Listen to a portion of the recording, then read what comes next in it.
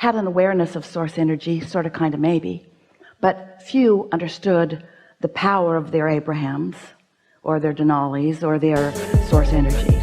And so we began talking about you and your physical form and your inner being, and we began helping you to consciously establish the relationship between who you are physically and who you are non-physically. And then we introduced to you a clearer way of understanding what your emotions are about, that your emotions are your indicator of that blend between you and you.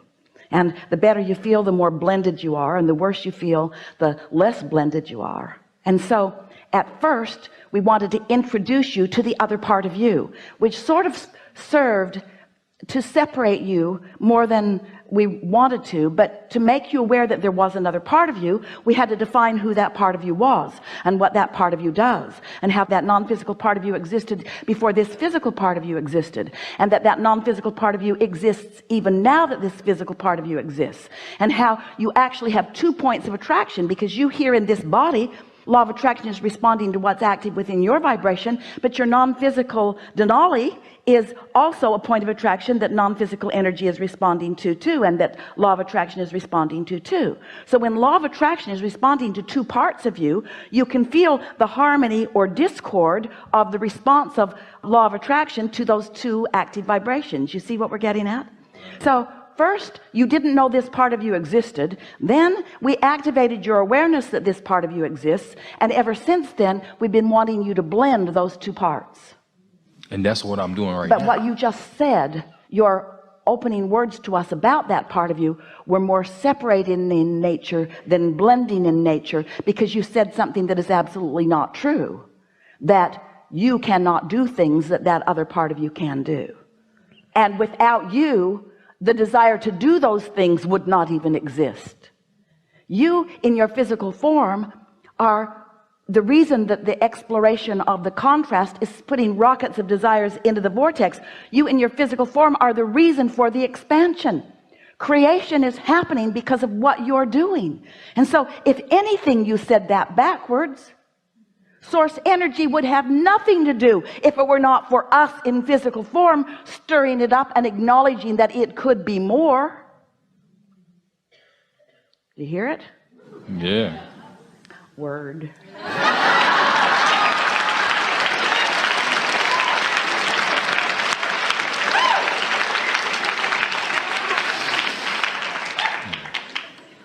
And so talk to us about this relationship.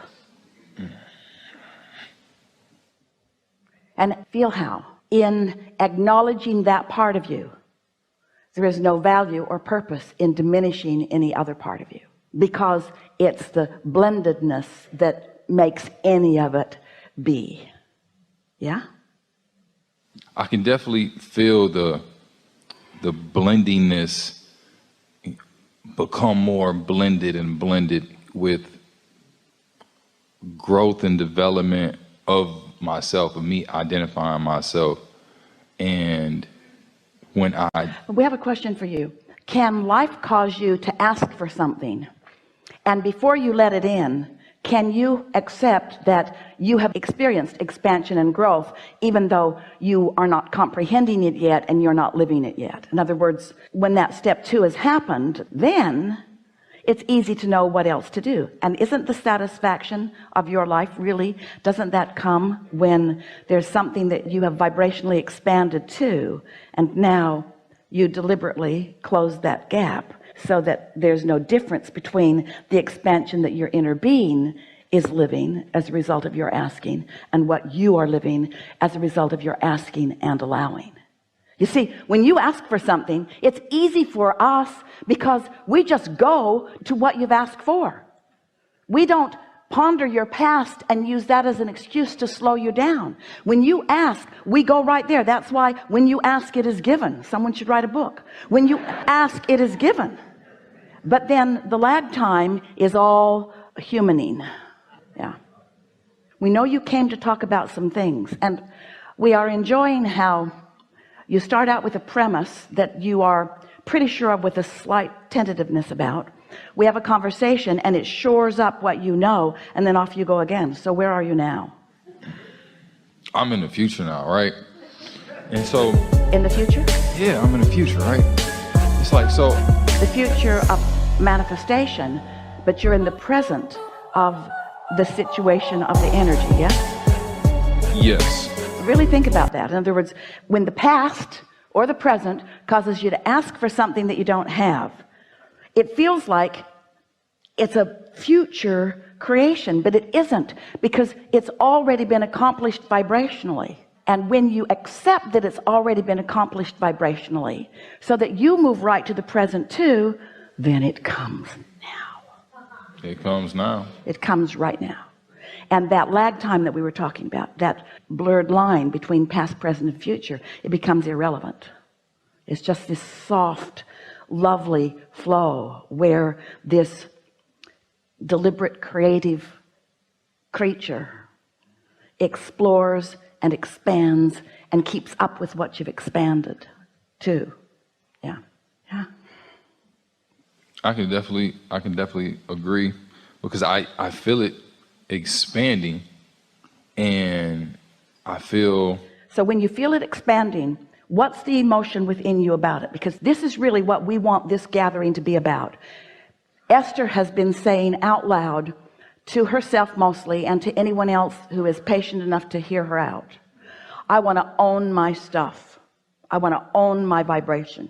If I'm speaking from Esther, if I'm getting something from you that isn't pleasing to me, if you are disrespecting me, or if you are misunderstanding me, or if you are whatever, Esther wants to acknowledge that she's got something going on in her belief system that is active, that is calling that, because there's only attraction, there's no assertion. So if there's only attraction, then whatever she's getting from wherever she's getting it, she's attracting it. Well, it feels like it's assertion when you don't want it. It feels like it's assertion when your words say something different. But when you start acknowledging that maybe my words are saying one thing and my attraction is saying another thing. So what's going on with so many people is that they are attracting through vibration, which is always the way that it is, but they're using words that sound different. And so it's like calling it with your vibration, but trying to hold it off with your words, which gives you a feeling of frustration. But when you accept that I'm attracting all of it, when you own whatever comes, then you have control. But until you are willing to admit, it took a gas line and a water line to get Esther's attention, that she had desires that she was not allowing to be fulfilled because she had beliefs that were not allowing them to be fulfilled. And relative to construction, it was really easy for her to acknowledge how she was doing that, because she had all those stories of all of those things that had gone wrong in the past that she knew were active in her vibration now. But you've got all kinds of things going on with other people in relationships, the way you feel about your mother, the way you feel about your daughter, the way you feel about whoever it is, what you have been thinking. We like this so much. What you have been thinking. Are you with us? What you have been thinking. Stay with us. What you have been thinking, you probably still are thinking. What you have been thinking, you probably still are thinking. You don't have to, but you probably still are thinking it, because the momentum of what you have been thinking makes it more likely for you to continue to think it. Well, how do you know? How do you catch yourself doing that? How do you figure out when you're thinking something that is clogging up your new desire? The pipe groans. The pipe in the attic groans. The pipe under the ground groans.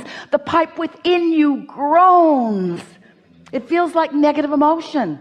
I'm asking for stuff I'm not letting flow because I've got this habit of thought that is bogus. It's flawed. It's based on the past. It has nothing to do with now. And my inner being isn't thinking it, so why am I? That cleans it up really fast. This was a new conversation.